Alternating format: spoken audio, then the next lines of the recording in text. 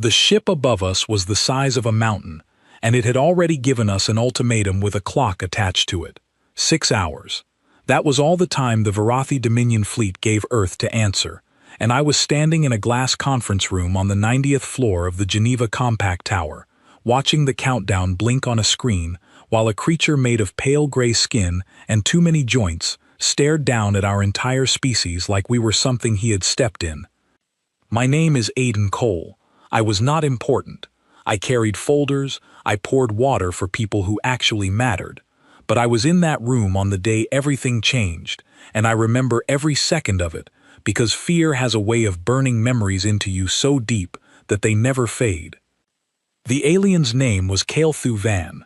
He called himself an overseer diplomat, which was a polite way of saying he was the one sent to tell newly discovered species how they were about to lose their freedom. He did not sit. He hovered slightly above his chair on some kind of repulsor plate, arms folded, and he spoke in a voice that had been translated into perfect, unaccented English, which somehow made it worse. There was no anger in it, no excitement, just the calm certainty of something that had done this 100 times before and expected the same result. Your species has been classified, he said, as Tier 9, unaligned, unrefined, a threat only to yourselves. This is not an insult. It is simply where you are. Every species at your stage of development pays a tribute to the Council upon first contact. This is not negotiable. This is tradition. Our ambassador sat across from him. Her name was Miriam Clark, a woman who had spent 30 years in rooms exactly like this one, except every other time the person across the table had at least been human. She did not flinch. She folded her hands on the table and waited, the way you wait when you already know the next sentence is going to hurt. The tribute, Van continued, is 20 able-bodied members of your species delivered to the Council homeworld within one rotation of your planet's star. They will serve. They will be reassigned as needed among Council households. This is how young species prove they understand their place before they are permitted to enter wider galactic affairs. Nobody in that room moved for a long moment. I remember the hum of the air system. I remember my own heartbeat in my ears. 20 people, taken. Not soldiers sent to negotiate, not scientists sent to study, but human beings handed over like cargo, because a fleet the size of a city had parked itself above our planet and decided we did not get a vote. I expected shouting. I expected Miriam Clark to stand up and refuse, to talk about human dignity, to threaten resistance we both knew we could not win. Frankly, I expected the meeting to end in disaster, with orbital weapons a real and immediate threat hanging over every city on the planet. Instead, Miriam Clark tilted her head slightly, the way she did when she was about to close a deal that nobody else in the room understood yet. 20, she said. You're certain that number won't change. Van's translator rendered something that might have been surprise. It will not change, nor will your answer alter the requirement. Compliance, or your species will be reclassified as hostile, and the fleet above you will act accordingly. We understand completely, Miriam said. You'll have your 20 within the day. I actually turned my head to look at her, because I could not process what I had just heard. There was no fight in her voice, no sorrow. If anything, there was something close to the tone people use when they've just been handed a solution to a problem that had been bothering them for weeks. Van seemed almost thrown off by how easily she agreed. He had clearly prepared for tears, for anger, for the long process of breaking a species down until it accepted its new place in the universe. Instead, he got quiet, immediate agreement, and it visibly unsettled him in a way that made my skin prickle, because if it unsettled an alien who commanded a fleet capable of turning our cities to glass, that meant something was happening that I did not understand yet. The meeting ended. Van's projection blinked out, and the moment the door sealed behind the last council representative, Miriam Clark turned to the small circle of aides standing along the wall, myself included, and said 4 words that I will remember until the day I stop breathing. Get me the list. I followed her out of the conference room and down 2 flights of stairs to a smaller office where a general I did not recognize was already waiting with a tablet in his hand. He handed it to Miriam without a word. She scrolled through it, calm, focused, like she was reviewing a grocery order rather than deciding the fate of 20 human lives. "These are the ones," she said, and passed the tablet to me. "Have them prepped and briefed within 6 hours. I want them ready before that ship even finishes its next orbit." I looked down at the screen, and it took me a moment to understand what I was reading. Names, photographs, criminal records, sentencing details, facility locations. I was looking at a list, but it was not a list of volunteers, or soldiers, or diplomats. It was a list of prisoners. Maximum security. Every name on that screen belonged to someone currently serving a life sentence, someone the justice system had already decided did not get to walk free among the rest of us ever again. Weapons trafficking, financial crimes that had wiped out entire pension funds. Violent offenses I did not want to read too closely. 20 names, 20 case files, 20 people the world had already agreed to lock away and forget. "Ma'am," I said, because I was young enough then to think that questioning her was still my job. "These aren't diplomats. These aren't even ordinary citizens. These are convicted criminals." Miriam Clark looked at me the way a teacher looks at a student who has almost, but not quite, worked out the answer on their own. "Kael'thu Van asked for 20 able-bodied humans," she said. "He didn't specify which 20. He assumed we'd send him our best, our brightest, our most obedient." She almost smiled, and it was not a warm expression. "He has no idea what our worst looks like." I stood there holding that tablet, and something cold moved through my chest, because I finally understood what was happening. We were not surrendering to the Council's demand. We were answering it exactly as written, in a way that technically satisfied every word of it, while completely ignoring what it was actually meant to accomplish. "They'll be treated as gifts," I said slowly. "Servants, property, basically, sent to a species that thinks we're primitive and harmless." "Yes," Miriam said, "and we're sending them people who have spent years learning how to survive being caged by people who think they own them." Miriam Clark finally allowed herself a small, thin smile, the kind you only see on someone who has been carrying a plan alone for longer than they should have, and is relieved to finally say it out loud to someone else. "Corporal Cole," she said, "every single name on that list has already spent years being told what they are, by people with power over their entire lives. Guards, wardens, systems designed to break them down and remind them daily that they belong to somebody else now." She tapped the tablet. "The Council thinks it's asking for cattle. We're handing them something else entirely, and dressing it up so well they won't notice the difference until it's already standing in their throne rooms." I did not sleep that night. 6 hours turned into 4, then 2, then the awful final stretch where I sat in a transport van with a case file in my lap, driving toward the first of 5 different maximum security facilities scattered across 3 continents, tasked with delivering an offer that sounded almost too strange to say out loud to people who had every reason not to trust another word from any government official ever again. The offer was simple: volunteer for an off-world assignment representing Earth to a newly contacted alien civilization, and your sentence would be reviewed, possibly commuted, depending on conduct and outcome. Refuse, and nothing would change. You would simply continue serving the sentence you already had, in the exact cell you already occupied, for exactly as long as the law already required. It was not really a choice, not in the way choices are supposed to work.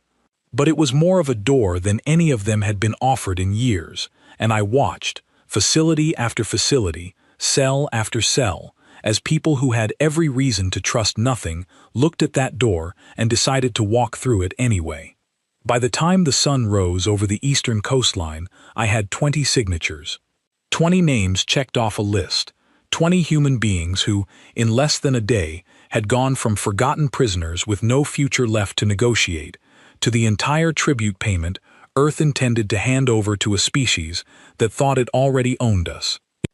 I sat in the back of the transport as the last convoy rolled toward the departure site, staring out the window at the gray morning light, and I remember thinking one clear thought, the same thought I would repeat to myself more times than I could count over the weeks that followed. They have no idea what we just did to them. The countdown clock above the planet kept ticking, unaware that the tribute it was about to receive was nothing like what it expected, and somewhere far above the clouds, Kael'Thuzvan's fleet waited patiently for 20 obedient humans to arrive, never once suspecting that Earth had just loaded its gift wrapping around something with teeth. The transport that carried me to the selection site was quiet, except for the low hum of the engine and the occasional static crackle from a radio someone had left on too low to actually hear. I had the case files spread across my lap, 20 folders, 20 lives I was about to hand over to a species none of us fully understood yet, and I kept flipping through them like reading the words one more time would somehow make the decision easier to carry.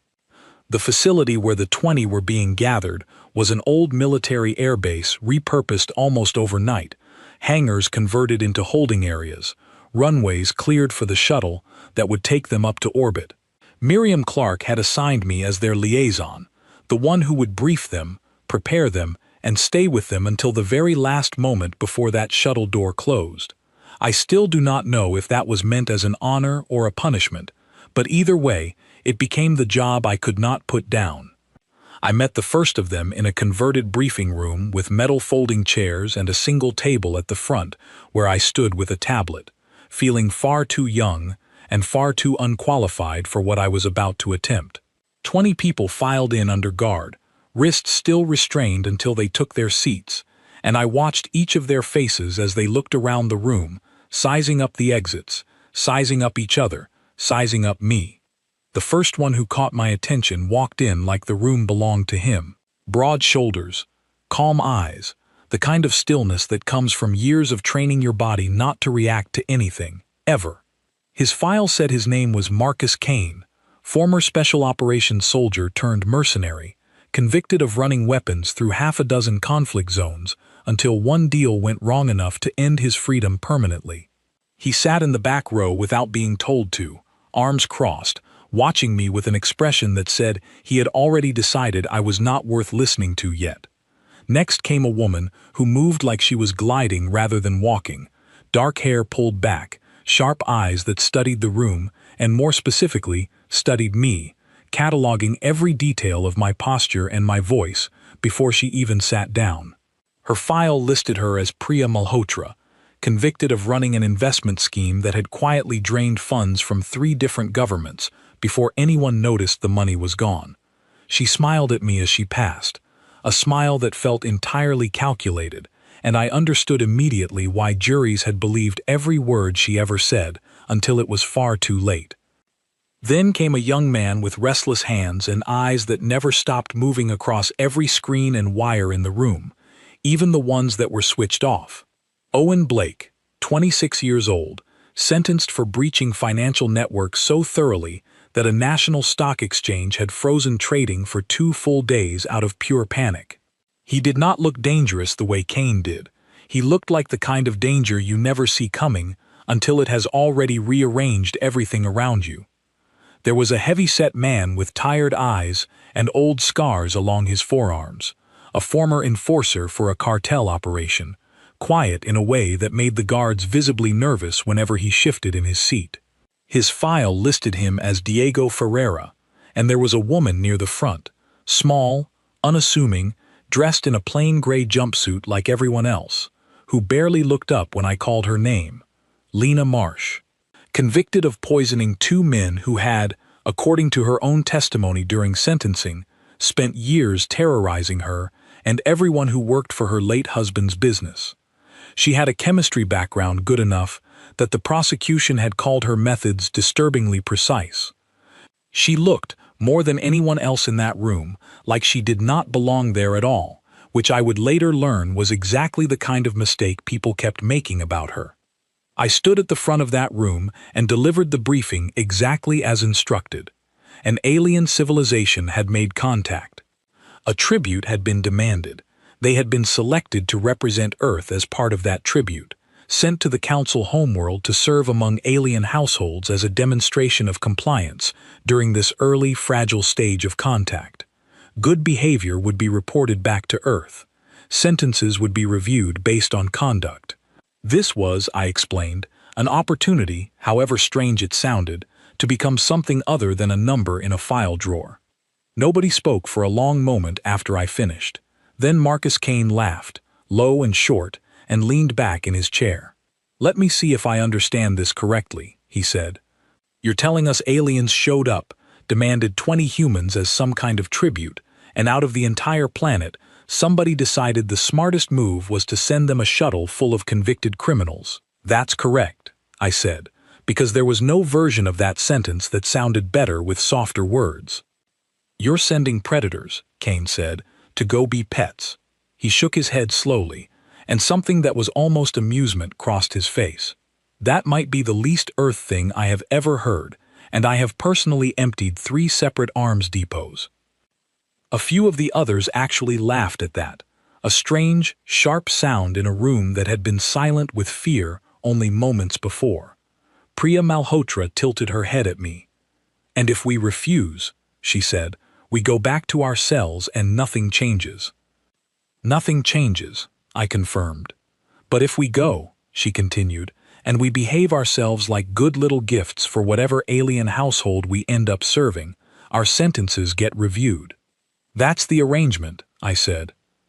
She considered that for a moment, tapping one finger against her knee, and then smiled at me again, that same calculated warmth. "You know," she said, "I have negotiated with government officials from 4 different countries, and this is the first time one of them has been honest enough to admit they're using me." I did not have a good answer for that, so I did not try to give one. Lena Marsh raised her hand slightly, almost shy, and when I nodded at her, she asked in a quiet voice, "What happens to us up there? Practically speaking, are we prisoners again, just somewhere else?" I chose my words carefully, because I had asked Miriam Clark the exact same question the night before and had not liked her answer either. "You'll be treated as tribute servants," I said, "assigned to alien households. From what our intelligence gathered before this meeting, other species who have paid similar tributes describe conditions as difficult: labor, restricted movement, limited protections." I paused. "I won't lie to any of you. It will not be comfortable. But it's still a door," Lena said quietly, almost to herself. "It's still a door," I agreed. Over the following hours, as the shuttle was prepared and final medical checks were run, I moved among the 20 of them, delivering equipment briefings, translating devices, emergency protocols that felt almost useless given what we actually knew about the Council's territory. It was during one of these briefings that I first noticed something that would matter far more than I understood at the time. Marcus Kane never stopped watching everyone in the room. Not with suspicion exactly, but with the calm, constant awareness of someone permanently counting exits, weapons, and weaknesses, an old habit clearly built from years spent somewhere that punished the smallest lapse in attention. When Diego Ferreira flexed his hands nervously, Kane noticed. When Owen Blake's eyes lingered too long on a security panel near the hangar door, Kane noticed that too, and gave him a small, approving nod that Blake seemed to understand completely. Whatever these 20 people had been individually, something was already beginning to form between them, quiet and unspoken, the kind of understanding that grows fast among people who have all learned the same lesson the hard way, which is that survival depends entirely on paying close attention to everyone and everything around you. By early evening, alien handlers arrived to formally take custody of the tribute.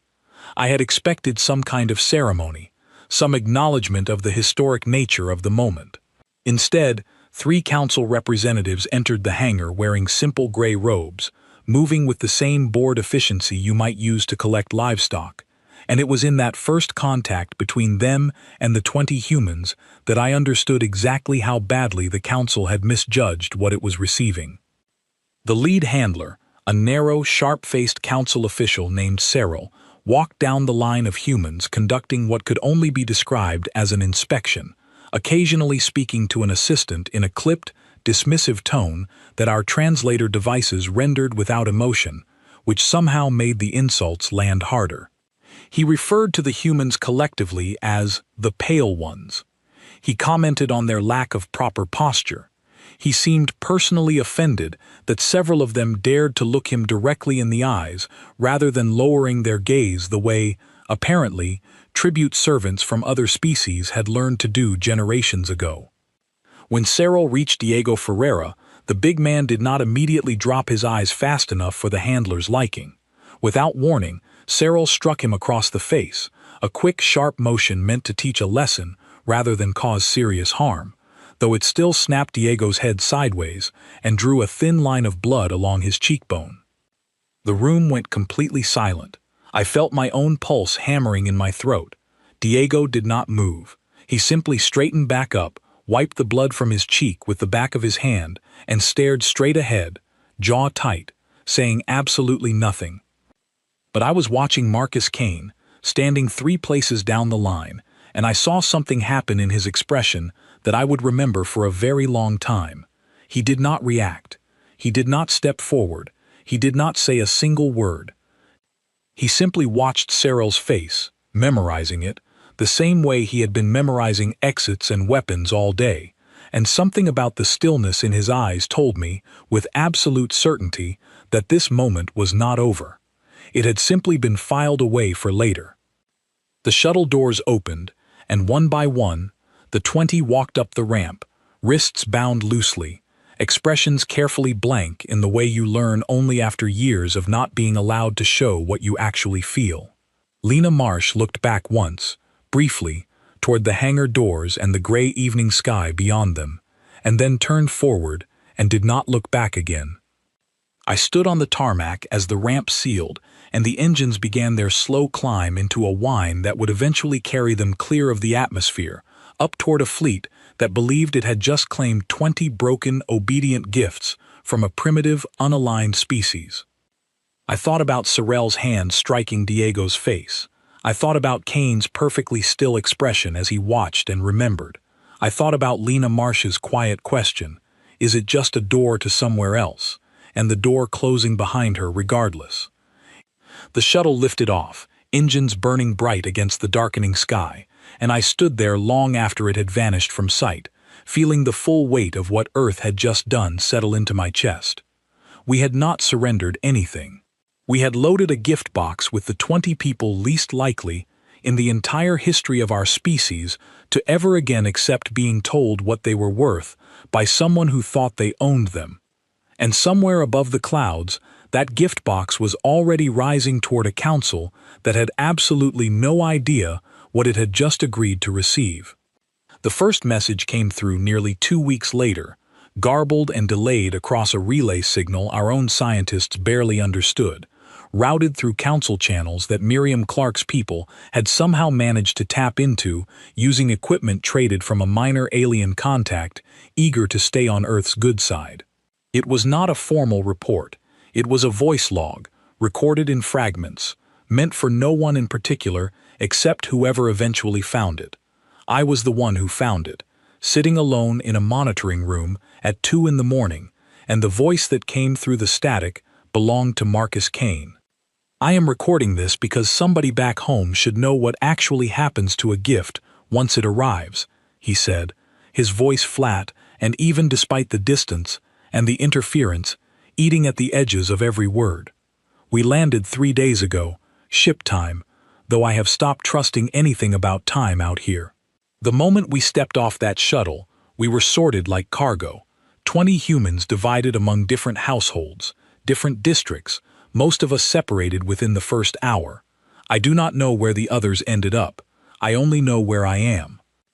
He described being assigned, along with 4 of the others, to the household of a minor council noble named Lord Threxil, a wealthy, self-important figure whose entire personality seemed built around proving to his rivals that he possessed the rarest, strangest curiosities in the district.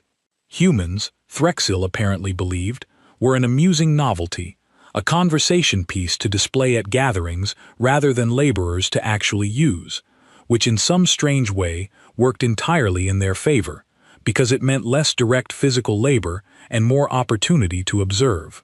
They put us on display at a banquet within the first week, Kane's recording continued, dressed us in something meant to look presentable by their standards, paraded us in front of maybe 30 other nobles, while Threxil made a speech about how Earth was a feral little rock that had somehow produced creatures interesting enough to keep as curiosities. Everyone laughed.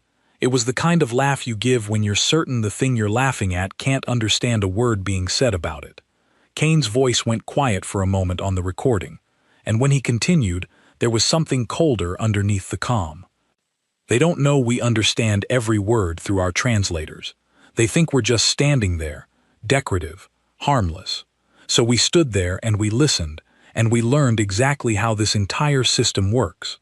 There are tribute servants from at least a dozen other species in this district alone, some of them here for generations. Not years, generations. Bred into it, raised into it, broken down so completely that they don't remember what it was like before. They bow the moment a guard enters a room. They don't make eye contact. They flinch before anyone even raises a hand. He described one specific moment that stayed with me long after I finished listening to that first recording.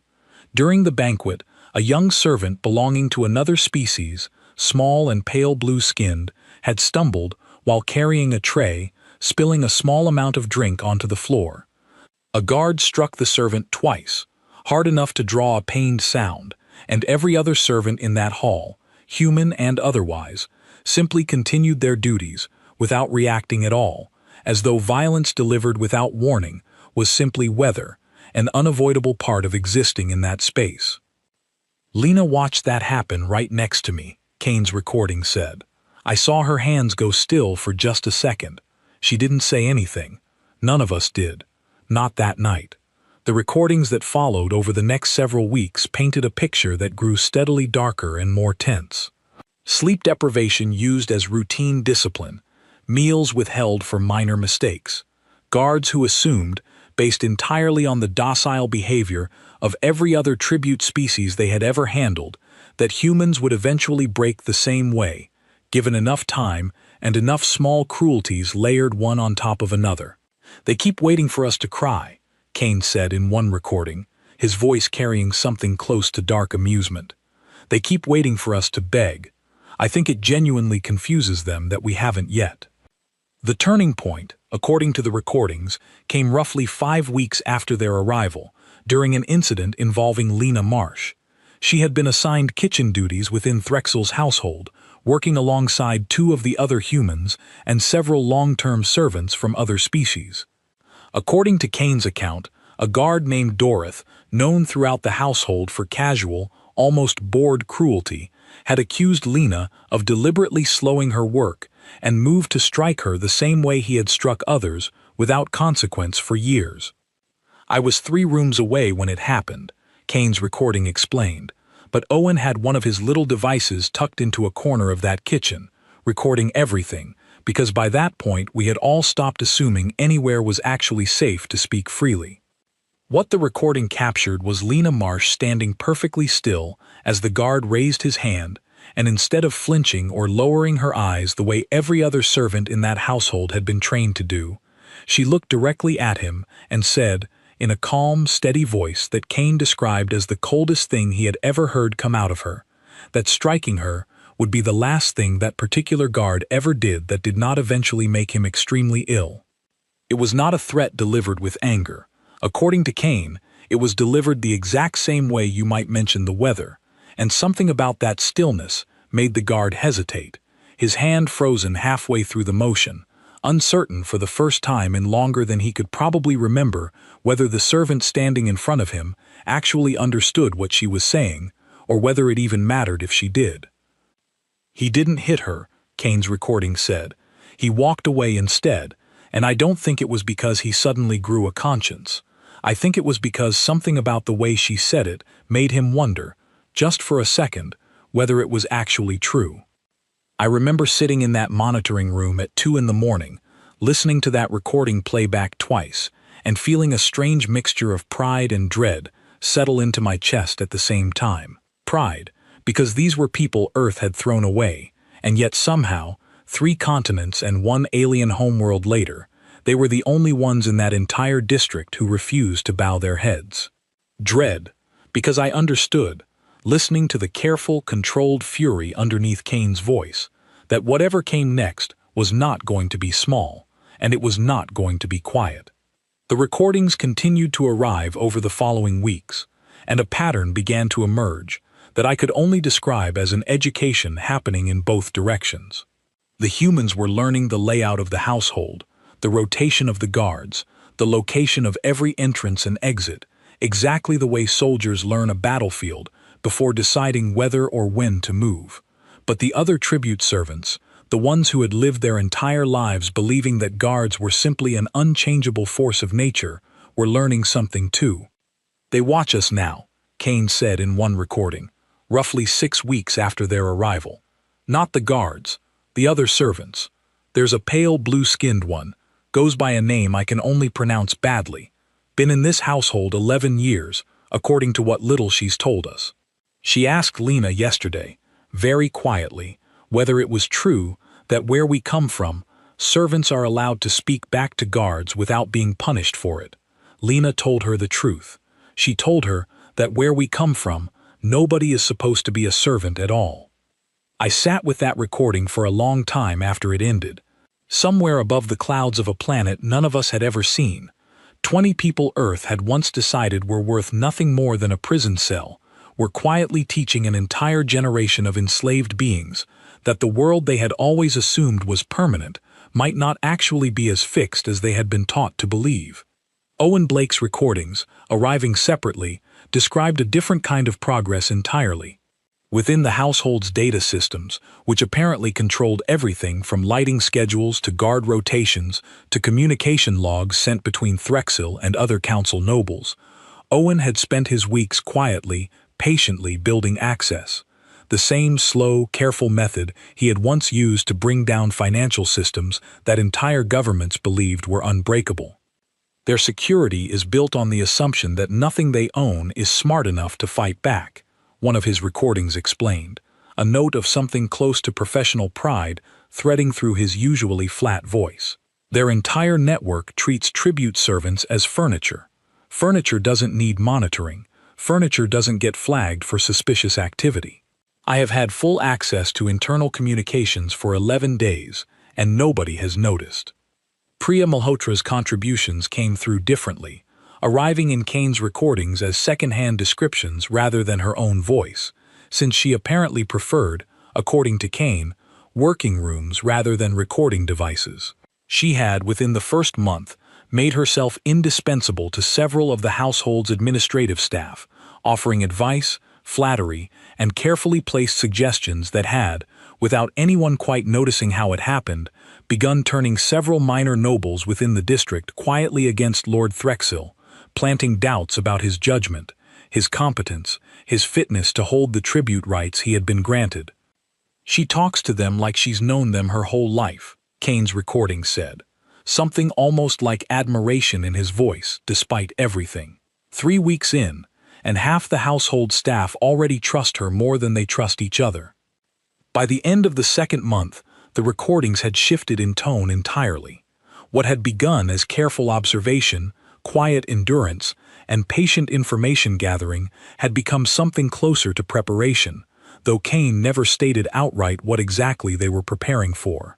He simply described, in increasingly precise detail, the guard rotations, the response times of household security, the layout of escape routes that Owen had mapped through the network, and the growing, quiet trust building among the 20 humans scattered across different households in the district, communicating now through channels Owen had built without the council ever noticing. "We are not doing anything yet," Kane said in his final recording before the events that would change everything. "But every single day, we get a little better at knowing exactly what we would do, the moment we ever decided the waiting was over." I sat in that monitoring room, listening to his voice fade into static at the end of the recording, and felt something cold and certain settle into my chest. Earth had sent 20 convicts to a species that believed obedience was simply the natural order of the universe, expecting to satisfy a demand and buy time to prepare for whatever came next in this new, terrifying relationship between our world and the stars. But listening to those recordings, I understood that we had not simply satisfied a demand. We had planted something inside the Council's own house, something patient, something watching, something that had spent years in cages built by people who believed those cages were unbreakable, and had never once actually believed that themselves. The waiting, I suspected, listening to the silence after Kane's recording ended, was not going to last very much longer. The first real sign that something had shifted came through an emergency channel rather than one of Owen's smuggled recordings, a priority alert that pulled Miriam Clark out of a sleep she had not been getting enough of for weeks, and pulled me along with her into a command room lit only by the glow of a dozen monitors displaying feeds none of us had access rights to see legally. Someone on our side, a technical officer whose name I never learned, had managed to intercept a live broadcast originating from the Council homeworld itself, a public event feed meant for internal Council viewing, never intended to reach human eyes at all. What we saw playing across that screen was an arena, vast and open air, ringed with tiered seating filled with hundreds of Council nobles and their households, gathered for what the translated captions described as a demonstration exercise. Lord Threxil stood at the center of a raised platform overlooking the arena floor, addressing the crowd with the kind of theatrical confidence of someone who believed he was about to prove a point that would elevate his standing among his rivals. The translated audio explained that the newly acquired tribute servants from the primitive species designated Earth would demonstrate their combat readiness against a trained arena creature, a formality meant to establish, once and for all, exactly how harmless and unremarkable this new species truly was. I remember Miriam Clark's hand tightening on the edge of the console as the arena gates opened and Marcus Kane, Diego Ferreira, and 3 other humans I recognized from the original briefing room walked out onto the sand, unarmed, wearing simple gray tribute garments, facing a creature the size of a transport vehicle, all muscle and claws and teeth built for exactly the kind of slaughter the crowd had clearly gathered to enjoy. The crowd was laughing before the creature even moved. I could hear it clearly through the feed, that same dismissive, certain laughter Kane had described from the banquet weeks earlier, the laughter of an audience that had already decided how this would end before it began. Then the creature charged, and everything the Council believed about the demonstration collapsed within the space of about 90 seconds. Kane moved first, not away from the creature but sideways, drawing its attention while Diego Ferreira circled wide toward its flank, and I understood, watching it happen, that this was not chaos. This was coordination built over weeks of quiet planning disguised as idle conversation, movement rehearsed in corners where no guard thought to look twice at servants simply standing around talking. The creature lunged at Kane, and he was not there anymore, already moving low and fast toward its exposed leg joint, while one of the other humans, whose name I later learned was a former demolition specialist named Callum Reyes, no relation to anyone important, had somehow acquired a length of chain from somewhere within the arena's own equipment, using it exactly the way you would use a weapon if you had spent years learning how ordinary objects become dangerous in the right hands. Within 2 minutes, the creature was down, not killed, but thoroughly incapacitated, and the arena had gone completely, utterly silent. Every noble in that stadium sat frozen, staring at 5 humans standing over a beast they had brought in specifically to demonstrate human weakness, none of them showing so much as heavy breathing.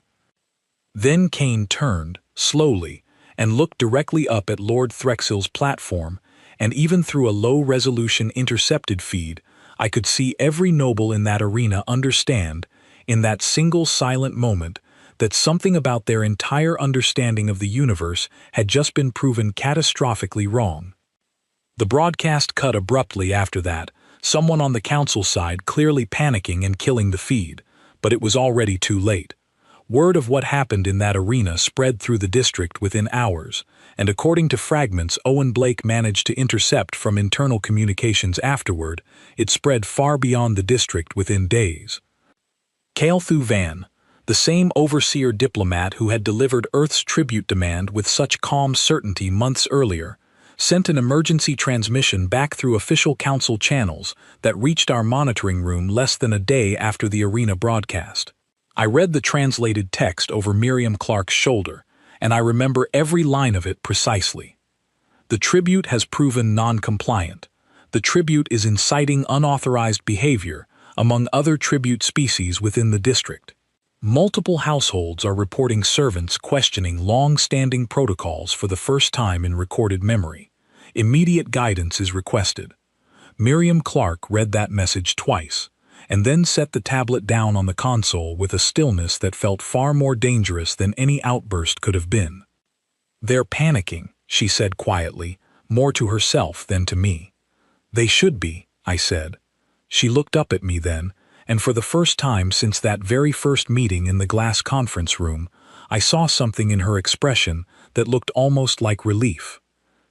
"This was never about paying a debt, Aiden," she said. "It was never about satisfying some ancient tradition we didn't understand and couldn't fight. We needed the council to understand, immediately and completely, exactly what kind of species they had just made contact with. We couldn't do that with soldiers. Soldiers follow orders. We couldn't do that with diplomats. Diplomats are careful." She nodded toward the tablet. "We needed people who had already learned, the hard way, exactly how far a person can be pushed before they stop accepting the cage they've been placed in. We needed them to remind an entire alien civilization that obedience is a choice, not a law of nature." I thought about Marcus Kane's stillness in that hangar, watching a guard strike Diego Ferreira and saying nothing, simply filing the moment away. I thought about Lena Marsh's quiet, level voice promising a slow illness rather than screaming or crying. I thought about Owen Blake, patiently building access inside a system that assumed servants were furniture, and Priya Malhotra turning an entire household staff against a noble who believed himself untouchable, one careful conversation at a time. "They didn't send 20 gifts," I said slowly. "No," Miriam Clark agreed. "We sent 20 questions the council was never prepared to answer." The days that followed brought a flood of increasingly desperate transmissions from council officials, each one more urgent than the last, describing unrest spreading through tribute populations across multiple districts, servants who had spent generations in silent obedience suddenly asking questions, refusing orders, watching guards with an attention that made every household on the homeworld distinctly uneasy. Somewhere in the middle of that unraveling chaos, the council's own internal structure, built entirely on the assumption that every lesser species would eventually accept its place without complaint, had begun to crack under a weight nobody in their long history of first contact had ever prepared for. And it had all started, quietly and almost accidentally, in the household of a minor noble who had wanted nothing more than an interesting story to tell at his next banquet. The transmission arrived 11 days after the arena broadcast, and this time it did not come through an intercepted feed or a smuggled recording. It came directly, addressed formally to the government of Earth, requesting an emergency renegotiation of terms at the earliest possible convenience. I was in the room when Miriam Clark read it aloud to the assembled compact delegation, and I watched every face around that table shift from tension to something that looked almost like disbelief. Kelthu Van himself would be returning to Earth, the message stated, to personally reopen discussions regarding Earth's classification within Council territory. He arrived 4 days later, and he was a very different presence than the one who had first delivered our ultimatum from behind a hovering repulsor plate with absolute, unshakable certainty. He stood this time, feet on the ground, hands folded in front of him in a posture I recognized immediately as something closer to caution than authority. "The situation," Van began, and his translated voice carried none of its previous flatness, "has become considerably more complicated than initially assessed." Miriam Clark did not smile, though I could tell she wanted to. "I imagine it has," she said. Van described, carefully and with visible discomfort, what had unfolded across the council homeworld since the arena incident. Reports of unrest had spread from Threxil's district to at least 6 others within a matter of weeks. Servant populations from species that had never once questioned their circumstances in living memory had begun quietly asking why things had always been this way, whether it needed to remain this way, whether obedience was truly as inevitable as they had spent generations believing. Several minor nobles had lost standing entirely, their households destabilized by staff who no longer trusted them the way they once had. Lord Threxel himself had been quietly removed from his position, his tribute rights revoked, following an internal investigation that had somehow, according to what Van described with visible reluctance, uncovered financial irregularities that several rival nobles were more than happy to publicize. Your tribute servants, Van said carefully, have proven to be a considerably more disruptive presence than the council anticipated. They were never meant to be servants, Miriam Clark said. You asked for 20 able-bodied humans. We gave you exactly that. What you assumed about their disposition was entirely your own error. Van was quiet for a long moment, and when he spoke again, something in his tone had shifted entirely away from the calm authority of our first meeting. There are factions within the council, he said slowly, who believe your species represents an unacceptable risk that must be neutralized immediately and permanently. There are other factions who believe a species capable of destabilizing established order this quickly, without organized military force, without official diplomatic backing, using only 20 individuals, represents an opportunity too valuable to discard. He paused. I have been sent to determine which path this relationship will take. Miriam Clark leaned forward slightly, and I recognized the same calm certainty she had shown in that very first meeting, except now it carried an entirely different weight behind it. Then let me make this simple, she said. Earth is not interested in being classified as unaligned, unrefined, or tributary to anyone. We are equally uninterested in becoming your enemy. What we are prepared to discuss is a relationship between equals, negotiated openly, with full transparency about what each side expects from the other. No more tribute, no more assumptions about our place in your hierarchy. And if the council refuses these terms, Van asked, then I imagine your council will spend the next several years discovering exactly how disruptive 20 of our very worst can be, Miriam Clark said, and I would gently suggest you consider what our very best might accomplish, should we ever decide the situation calls for it. I watched Kael'thu Van's expression carefully during the long silence that followed, and for the first time since I had met him, I saw something that looked distinctly like genuine uncertainty. The negotiations that followed took the better part of 3 weeks, conducted with a formality and caution that felt worlds away from the 6-hour ultimatum that had started all of this. When the terms were finally announced, Earth was reclassified, not as an unaligned tributary species, but under a designation the Council called Provisional Sovereign Status, a category, Van explained, reserved for species considered too disruptive to control through traditional tribute methods, and too potentially valuable as an ally against rival factions within the Council's own fractured internal politics to simply eliminate outright. The 20 were returned to Earth over the following month, arriving in small groups rather than all at once, and I was there on the tarmac each time, watching faces I remembered from that first briefing room step off alien transports looking older, harder, and unmistakably different than the people who had left months earlier. Marcus Kane was among the last to return, and he walked down the ramp with the same calm stillness I remembered from that very first day, though something in his eyes had changed permanently, the way eyes change after they have seen things that cannot be unseen.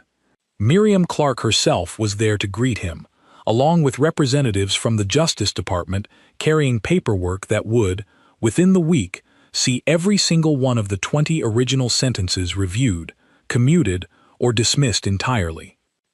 I found myself standing beside Kane on that tarmac after the formalities were finished, watching the transport that had carried him depart back toward orbit. "They're calling you a hero back here," I said. "All 20 of you. There are already people talking about statues." Kane let out a short, quiet laugh that carried very little humor in it. "That's funny," he said, "considering 3 months ago, these same people would have been perfectly happy to forget we existed for the rest of our natural lives." "I know," I said, because there was nothing else honest I could say. Kane was quiet for a moment, looking up at the darkening sky where his transport had disappeared from view. "You want to know why it worked?" he said eventually. "It wasn't strength. It wasn't even really planning, not at first. It was that every single one of us had already learned what it feels like to be told, by people with total power over your life, exactly what you're worth, and exactly what you're allowed to become. Turns out that's a fairly universal lesson. Your government just happened to find 20 people who had already mastered it, and made the mistake of handing us somebody else's cage to break instead of our own. I did not have a response for that, and I do not think he expected one." Lena Marsh, when I spoke with her weeks later during a quiet debrief session, described something similar in gentler terms, sitting with her hands folded in her lap, the same careful way she had sat in that very first briefing room. "I used to think," she told me, "that once you were labeled a certain way, that label followed you forever, no matter what you did afterward. I think the council believed something similar about entire species. I think they were both wrong." Owen Blake, true to form, seemed less interested in reflection and more interested in results, quietly mentioning during our last conversation that several pieces of council network architecture he had studied while inside Threxel's household had given him ideas that Earth's own defense systems could benefit from considerably, an offer that Miriam Clark's office apparently took very seriously indeed.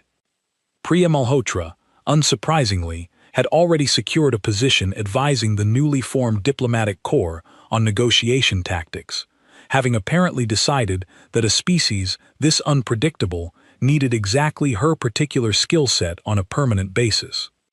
Months later, long after the formal ceremonies and the news coverage and the slow, careful process of building an actual relationship with a council that no longer looked at us with the same casual certainty, I sat in Miriam Clark's office reviewing a new set of transmissions that had begun arriving from other species entirely.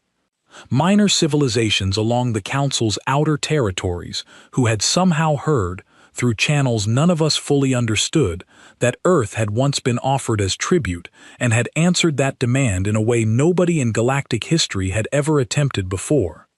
Several of these transmissions contained something that made Miriam Clark laugh out loud for the first time since I had known her, a request, phrased with careful diplomatic language, asking whether Earth might consider a cultural exchange program involving volunteers experienced in what the message delicately described as unconventional negotiation methods. "They want more of us," I said, reading over her shoulder. "They want to know if lightning can strike twice," Miriam Clark said, setting the tablet down with something that looked almost like satisfaction. "I suppose we'll have to find out." I thought as I left her office that evening and walked out into the ordinary evening traffic of a planet that had no idea how close it had come to losing everything and gaining something entirely unexpected instead, about the 20 names on that list I had first read in the back of a transport van, tired and afraid and certain I was helping to condemn 20 people to something far worse than the cells they had already been living in. I had been wrong about that. In the most important way a person can be wrong. We had not sent Earth's tribute to a species that thought it already owned us. We had sent it a reminder, delivered by the only people Earth had left who understood, better than anyone else alive, exactly what it costs to refuse to stay caged, no matter who believes they hold the key. And somewhere out among the stars, word of that reminder was still spreading, quietly, from one district to the next, one species to another, each one asking the same careful, uncertain question that Kael'thu Van himself had never quite found the courage to ask directly. What exactly had the Council let loose among them, and was there any cage left in the galaxy that could hold it?